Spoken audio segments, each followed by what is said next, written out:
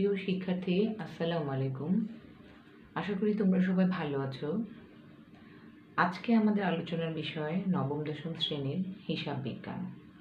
নবম দশম শ্রেণীর হিসাব বিজ্ঞানের সবচাইতে গুরুত্বপূর্ণ অধ্যায় দশম অধ্যায় আর্থিক বিবরণী। এই অধ্যায় নিয়ে আজকে আমি আলোচনা করব। আলোচনা করার কারণ হচ্ছে আমি সরাসরি অঙ্কে যাবার আগে এই অধ্যায় সম্পর্কে আমরা যদি একটু না জানি বা আমাদের যদি ধারণাটা স্বচ্ছ না হয়, তাহলে আমরা অনেক সময় অনেক প্রশ্নের উত্তর দিতে পারবো না। তো আজকে আমাদের আর্থিক বিবরণীর প্রাথমিক আলোচনা পার্ট 1। আমাদের সবার আগে জানতে হবে আর্থিক বিবরণী কি। প্রত্যেক ব্যবসায় নির্দিষ্ট সময়ান্তে আর্থিক অবস্থা জানার জন্য আর্থিক বিবরণী প্রস্তুত করা হয়ে থাকে। আর্থিক বিবরণী প্রস্তুত করার দুটি উদ্দেশ্য আছে। একটি হচ্ছে একটি নির্দিষ্ট সময়কালে আর্থিক ফলাফল নির্ণয় করা এবং একটি নির্দিষ্ট তারিখে প্রতিষ্ঠানের মোট সম্পদ, দায় ও মালিকানা সত্ত্ব নিরূপণ করা। আমাদের হিসাব বিজ্ঞানের যে মূল বিষয় হিসাব সমীকরণ A=L+A, এটার প্রমাণও আমরা এই আর্থিক বিবরণী অধ্যায়ে আর্থিক অবস্থার বিবরণী যখন করব তখন পাবো। একটা হিসাবকাল কি হিসাবের? আমরা 1 বছর সময়কালকে হিসাবকাল বলি। এই হিসাবকালের মধ্যে আমাদেরকে প্রতিষ্ঠানের সার্বিক হিসাবের একটা তথ্য উপস্থাপন করতে হয় বা তৈরি করতে হয়। এটা খুব প্রয়োজন, কারণ প্রতিষ্ঠানের বিভিন্ন রকমের বিষয় সিদ্ধান্ত গ্রহণ, নীতি নির্ধারণ নেওয়ার জন্য আমাদের আর্থিক অবস্থার বিবরণী তৈরি করতে হয়। আর্থিক অবস্থার বিবরণী প্রতিষ্ঠানের আর্থিক ফলাফল ও আর্থিক অবস্থা জানার কাঠামোবদ্ধ সুশৃঙ্খল ধারাবাহিক প্রক্রিয়া একটি। আর্থিক বিবরণী বৃহদায়কার ব্যবসা প্রতিষ্ঠানে ব্যবহারকারীদের আর্থিক ফলাফল, আর্থিক অবস্থা এবং নগদ প্রবাহ সম্পর্কে তথ্য প্রদান করে এবং বিভিন্ন রকমের অর্থনৈতিক সিদ্ধান্ত গ্রহণে কি করে সাহায্য করে থাকে।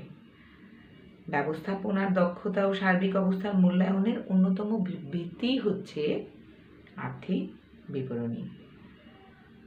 আর্থিক বিবরণী দ্বারা আমরা প্রতিষ্ঠানের আমার মোট সম্পদ কত আছে, দায়ের পরিমাণ কত আছে, মালিকানা সত্ত্বের পরিমাণ কত আছে, মোট মুনাফা হলো কিনা বা ক্ষতি হলো কিনা, নেট মুনাফা হলো কিনা বা ক্ষতি হলো কিনা, সার্বিক একটা চিত্র পাই। এই সার্বিক একটা চিত্র আমরা এই অধ্যায়ে এসে জানতে পারি।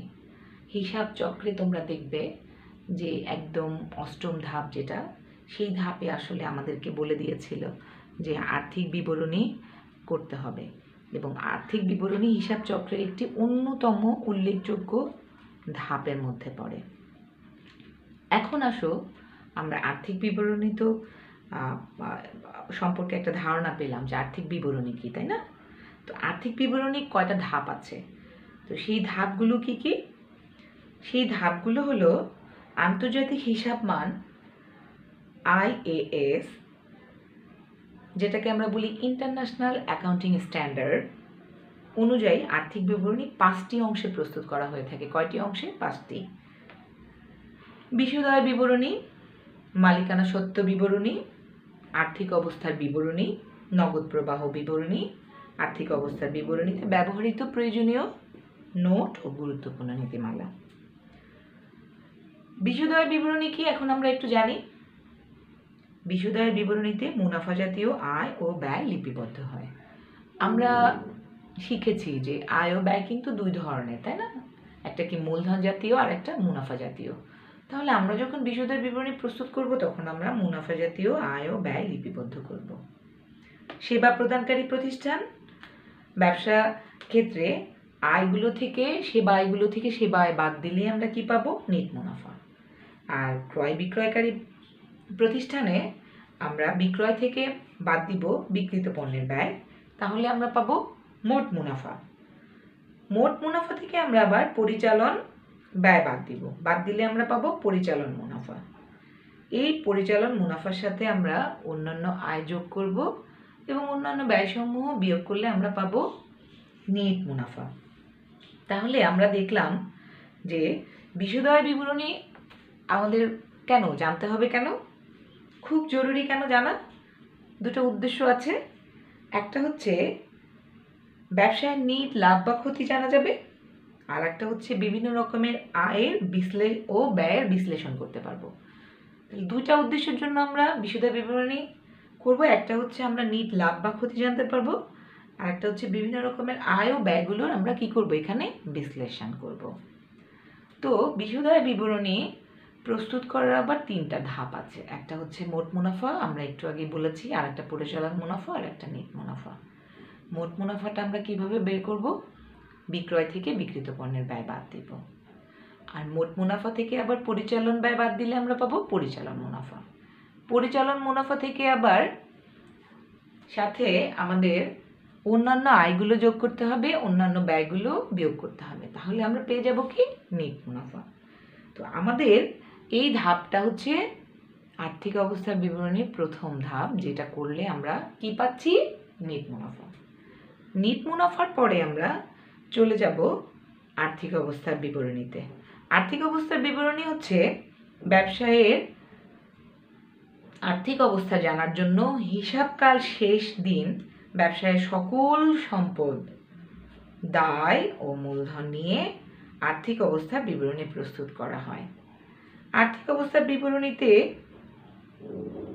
স্থায়ী ও চলতি সম্পদ, দীর্ঘমেয়াদী ও স্বল্পমেয়াদী দায় এবং মালিকের মূলধনের পরিমাণ জানা যায়। এসব তথ্যকে বিশ্লেষণ করে ব্যবসায়ের বিভিন্ন রকমের সিদ্ধান্ত গ্রহণ করা হয়ে থাকে। কী ধরনের সিদ্ধান্ত গ্রহণ করা হয়ে থাকতে পারে? দায় দেনা সম্পদের কত অংশ, চলতি সম্পদ চলতি দায় মেটাতে যথেষ্ট কিনা, নেট মুনাফা, বিনিয়োজিত মূলধনের অংশ ইত্যাদি বিষয়।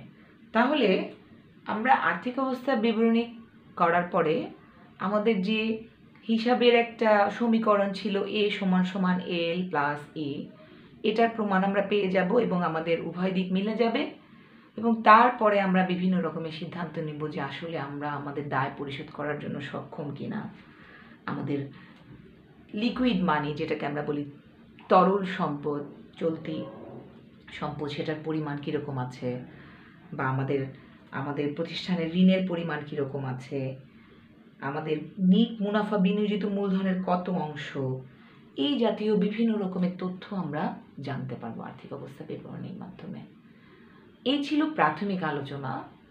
এই প্রাথমিক আলোচনার দ্বিতীয় পাঠ অবশ্যই তোমরা দেখবে, কারণ আমি সম্পদের বিভিন্ন রকমের শ্রেণী বিভাগ নিয়ে আলোচনা করব, দায়ের বিভিন্ন রকমের শ্রেণী বিভাগ নিয়ে আলোচনা করব, তারপরে আমি অঙ্ক যাব। এবং এই অধ্যায়টাকে আমাদের খুব ভালো করে শিখতে হবে। তোমরা তোমাদের পরবর্তী ক্লাসগুলোতেও একাদশ দ্বাদশ শ্রেণীতে গেলেও এই অধ্যায়ই তোমাদের থাকবে, এবং এই অধ্যায় সম্পর্কে তোমাদের ধারণা, বেসিক জ্ঞান যেটা, সেটা অবশ্যই নবম দশম শ্রেণী থেকে নিয়ে যেতে হবে। আর একটা কারণ এই অধ্যায়টা আমাদের ভালো করে শিখতে হবে, সেটা হচ্ছে তোমাদের প্রশ্নে ক বিভাগের দুটো প্রশ্ন এই অধ্যায় থেকে আসে, যে দুটো প্রশ্নর কিন্তু কোনো বিকল্প নেই, তোমাকে দিতেই হবে। যদি তুমি পরীক্ষায় ভালো করতে চাও তাহলে আর্থিক বিবরণী অধ্যায়টাকে আমাদের খুব ভালো করে বুঝতে হবে। তো আশা করি তোমরা আজকে বুঝতে পেরেছো, যে ধারণা পেয়েছো আর্থিক বিবরণী কি। আর্থিক বিবরণীর যে ধাপ, কয়টি অংশ, 5টি অংশ আছে, এবং তার মধ্যে একটি অংশ হচ্ছে আমাদের বিশদ আয় বিবরণী। বিশদ আয় বিবরণীর আবার 3টি ধাপে সম্পন্ন হয়: মোট মুনাফা, নেট মুনাফা, পরিচালন মুনাফা, নেট মুনাফা। এবং তার পরবর্তীতে আমরা আর্থিক অবস্থার বিবরণী তৈরি করব, যেখানে কিনা আমরা মোট সম্পদের পরিমাণ, মোট দায়ের পরিমাণ এবং মালিকানা সত্ত্বের পরিমাণ জানতে পারবো। মোট সম্পদের মধ্যে আবার সম্পদের শ্রেণী বিভাগ আছে, দায়ের শ্রেণী বিভাগ আছে, সেগুলো নিয়ে আমি আমার পরবর্তী পাঠে আলোচনা করব। আজকের মতো আমার আলোচনা এখানেই শেষ। তোমরা সবাই ভালো থাকবে, সুস্থ থাকবে, নিয়মিত পড়াশোনা করবে। আল্লাহ হাফেজ।